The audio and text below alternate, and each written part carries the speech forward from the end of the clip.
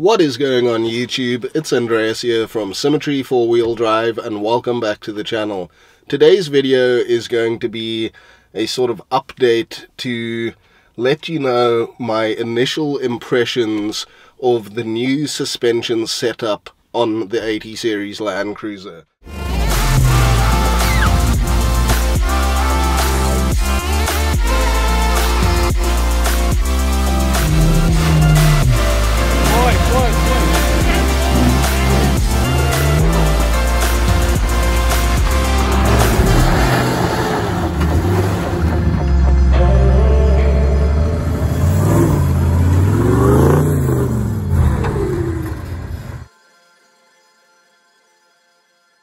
So we have had those superior suspension components, the Dobinsons springs and steering damper, and the zombie off-road caster plates installed on the car for roughly a couple months now, maybe about 2 months, and I've done a couple thousand kilometers excuse me, I've done a couple thousand kilometers with that setup now, so I think it's probably about as good a time as any to give you my impressions on how that suspension setup is treating me. So to begin, I think, I'm sitting here in the LandCruiser, which is my personal mobile recording studio. It just sort of cuts off a bit of the outside noise and all of that. So yeah, let's get into my initial impressions of that suspension setup. And if you don't know what suspension we've installed on the car, I'll put a couple links in the description to the videos that I made installing this suspension, and also a couple of the trips that we've been on with this suspension setup. So the superior engineering control arms all come with OEM Toyota rubber bushes in the arms, and that alone as a suspension upgrade and a maintenance item has made such a vast difference on the vehicle and the way it drives and handles. So just refreshing all of those bushes on this 380,000 kilometer car has made such a fantastic difference. So put aside all the upgrades on the components, just that maintenance aspect has been so phenomenal in the way the car feels and drives on the road, and just how tight and together everything is with the suspension setup. So that being said, I think if you have a older and higher kilometer or mileage 4x4 like this, definitely getting your suspension bushes done is such a big positive upgrade, and also key maintenance in the safety and drivability of your car. So OEM rubber is my go-to and what I recommend, because rubber has better deflection and better flex characteristics than some of the aftermarket polyurethane options. I would definitely recommend going with rubber, and OEM, especially in Toyota's case, is always very high quality and very good stuff to put in your car, so I highly recommend that. The next biggest thing that I can say has made a huge difference to the car is the combination of those superior remote reservoir 2.0 adjustable shock absorbers. And that combination of those shocks and the Dobinson coil springs have been such a good combo for this vehicle. And we are running a 100 kilo constant load spring in the front and a 200 kilo constant load spring in the rear.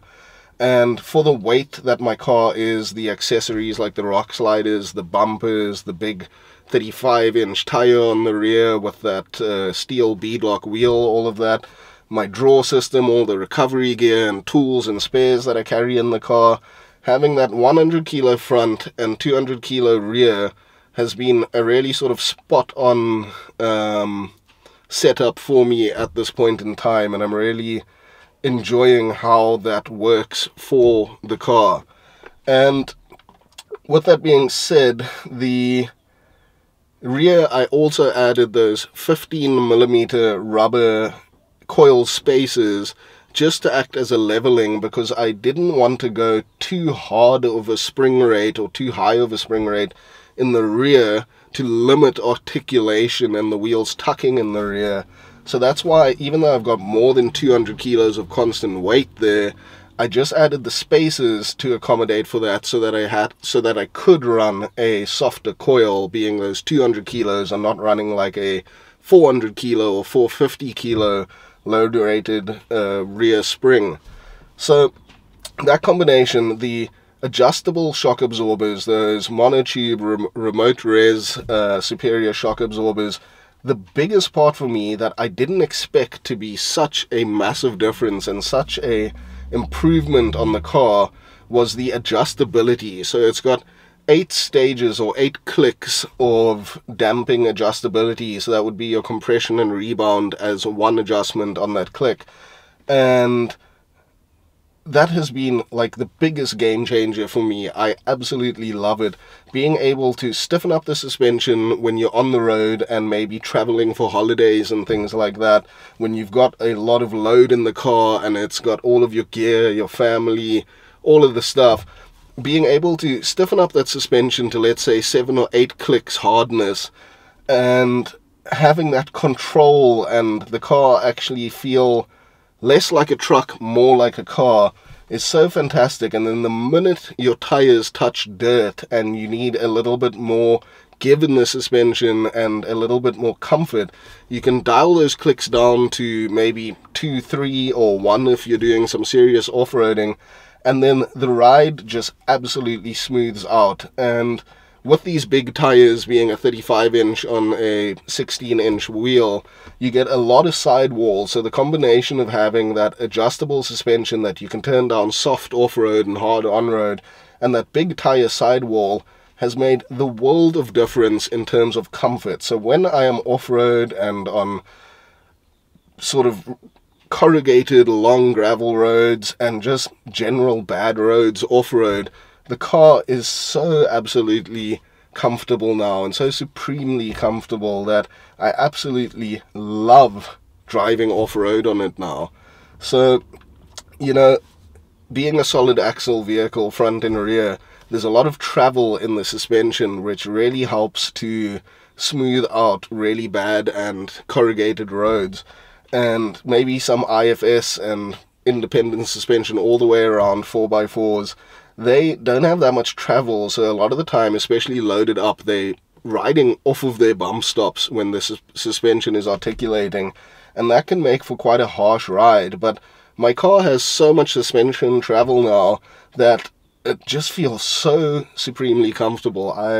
That for me is the best part, being able to feel taut and while riding on road, and then just a couple clicks on the remote reservoirs for those shocks, turn it right down, and just having such comfort off-road. That for me has been the biggest part of the suspension, is that shock and spring combo, and I'm really, really enjoying it. And every trip so far that I've been with it just absolutely smooths out the ride, and you can feel your car staying stable and your suspension just doing all the work like it should, and just soaking up all of those bumps and imperfections in the road. It's really such an impressive thing, and I think if you haven't thought about it, or you're considering a shock upgrade, no matter what shocks you get, if you can get compression and rebound adjustable shocks, definitely go for it. It is well worth it, and something that surprised me, where I've had coilovers and adjustable suspension on other cars in the past, for road cars specifically, and the adjustment on it always made a difference, but on this LandCruiser and those superior shocks and the Dobinsons springs, it made such a difference, that more so than any other suspension setup I've had in any other car. So definitely, if you can afford it, look for an adjustable shock, because it just gives you that adaptability and dynamic ability to set up your car for the road conditions, and that is a huge plus on its own. So no matter what shocks you're looking at installing on your car, if you can go adjustable, definitely do it. So on road, the car is handling really well at the moment. It's taller than it was before. It's a heavy car, but it still feels so much more tight than it was before on that old OEM setup, as well as the old, really 15 to 17 years old old man Emu suspension. It's just feeling so much better on the road, and although it's a big heavy beast, which never handles fantastically by any measure in the first place, it's definitely improved by a great amount, which I'm really happy for. So it's a lot more confidence inspiring at highway speeds on long trips, and it's really doing its job really nicely. And those new suspension bushes as well just tighten everything up, give you a lot more feedback through the steering, as well as that Dobinsons steering damper. The steering feels better, more communicative, and I just know what's going on with the car a bit better and feel a bit safer, which is also fantastic, traveling with the family and everything like that. I'm absolutely blown away by how the car is articulating and flexing, and also just how tanky everything feels. This 80 series now with the suspension setup, it just feels like a monster off-road. Like, the articulation that I'm getting now is such an improvement over the previous more OEM setup. And I mean, I'll insert some clips, and maybe you've seen some of the other episodes.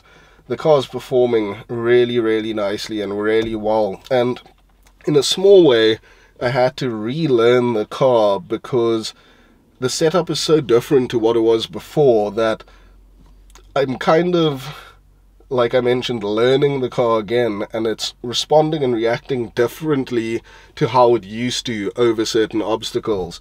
So you definitely need to take that into account when you do a suspension upgrade like this, that the car will respond differently and you need to adjust and learn with that. But with that being said, the performance is really impressive, and I'm really loving that at the moment. So great articulation. I also know with the way that those components were designed and having them in my hands and everything like that, they're going to take abuse, they're going to take a beating. They really are so well made and so robust that, you know, you throw your car into anything and you feel confident you're going to come out the other side in one piece. So I'm really impressed with the performance off-road now, and to be honest, I just can't wait to test it more and more and, you know, push my limits and the car's limits further, because it's just such a great setup and so much of an improvement that I just want to push the limits now, you know. And that's, I think, what 4x4ing is for a lot of people, and myself personally, is growing with your vehicle, doing upgrades, testing them out, and, you know, pushing the bar further and further for your own enjoyment, you know. At the moment, we're getting great articulation at the rear with those 10.5-inch travel shocks, and why I went with that, like I mentioned before, was to not lose any up travel. So I don't think we're going to have to extend the bump stops at the rear, and I think we can get maximum up travel without the shocks bottoming out or topping out. And that is a really nice setup, because the more up travel you lose, the more your whole car is going to lean and tilt, as opposed to, you know, letting it have as much up travel as possible. So that's why I didn't go with like a super long 12 or 12.5-inch travel shock at the rear. It's so that I could have the car's suspension articulate to its maximum arc without the body then starting to move. So I'm happy with that choice and setup, and the flex is definitely impressive in the rear, and I don't have any complaints there. But we are still testing the car, we are still learning the new setup, so we'll see how that goes in the future. But so far, I'm very happy with it.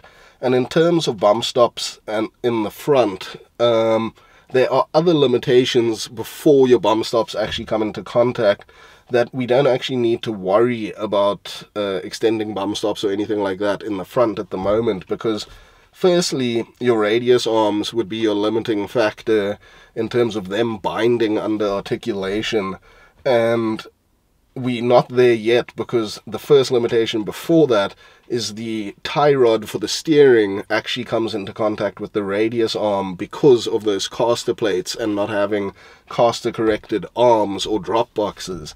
So at the moment our limitation there is the radius arms coming into contact with the tie rod under full flex. But with that being said, it still flexes fantastically, and one day when I do upgrade to those caster corrected radius arms and gain more flex in the front, we're gonna see an even bigger improvement there. And that's definitely on my list, and one of my most exciting things I'm looking at getting in the future is those caster corrected radius arms to maximize our travel at the front, because being a 3-link at the front with 2 radius arms and a Panhard rod versus the rear that's a 5-link, which is 4 control arms, 2 lower, 2 upper, and a Panhard bar, the front will never have as much articulation as the rear. So being able to improve that with corrected radius arms in the front will really balance the setup perfectly, in my opinion. So next upgrade, it's a super expensive one, so we'll have to see when we can do that, but next upgrade would be those front arms, and then I feel like my suspension setup will be complete, and I'm really looking forward to how that will perform. So I think one of the last things I just want to touch on is, if you're looking to do a big suspension upgrade like this on your car, one thing that I've learned now through experience is buying the best quality product you can for your money really pays off, and you can really tell the difference and tell the improvements it makes to your car. And I'm not saying go and buy the most expensive stuff out there, that's definitely not what I'm saying, but buy something that has had proper R&D done behind the product and been developed for your vehicle specifically and tested properly for your vehicle. And the proof is in the pudding, where I can definitely feel and tell how well the product's been made in the way the car reacts and drives and is improved from that product. So buy the best you can for your budget, and look at brands that have a track record and tangible testing done to it, and that show you their media in how they've tested their products and other people who have used them and their reviews, and just do your homework and definitely buy quality. And even if that means doing upgrades in a more systematic approach and not buying everything all at once, I would still definitely recommend buying the best for your budget. So the superior engineering components that are on this car are so well made, and the differences it has made to the car is so noticeable that, after even just driving a couple thousand kilometers and a few months in this car now, I have such faith in their products, and I'm so impressed with their products. And that also goes for the Dobinson components on the car, so the springs and the front steering damper. I mean, the steering damper is sort of like such a non-important part if it is functioning, but it has made a huge difference. And the springs, like I said, in conjunction with the shocks, have just been such a phenomenal combination, so that superior arms and components and steering linkages in conjunction with those Dobinson springs, and then lastly those zombie off-road caster correction plates, the whole package, I'm really happy with what I chose and what I put on the car.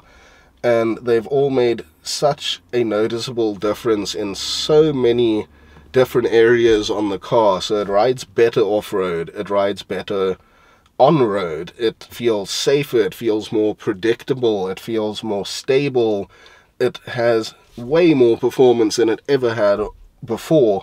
So in a way, I can almost say there aren't many negatives to what I've installed on the car. And maybe the only negative is, with the car being taller, with the car being heavier, it's not going to be quite as good of an on-road car as it was in stock form. But, for what I want and what I use the car for, the improvements far outweigh the negatives. And it's a big, heavy beast. To drive it on-road is never going to be the most fantastic thing. But with that being said, I still enjoy it on road. It works better than it did before and feels safer, and you know, it's just sort of par for the course in that you can't get an upgrade and a tick in absolutely every box. There's always going to be drawbacks and considerations and things like that when it comes to making upgrades or making modifications to your car. There's always a positive and a flip side to it. You know, you can never gain in absolutely every area. So in ending, I'm absolutely stoked with this suspension setup, and I'm so excited to bring you more content and test these products further and really just push the limits a bit. You know, that's really something that's on my mind and something I want to do. And even next week, I think we're going to have a really exciting episode coming out where we do push the limits a bit, and you know, stay tuned for that. And if you haven't already, please consider subscribing to the channel. We'd really appreciate that.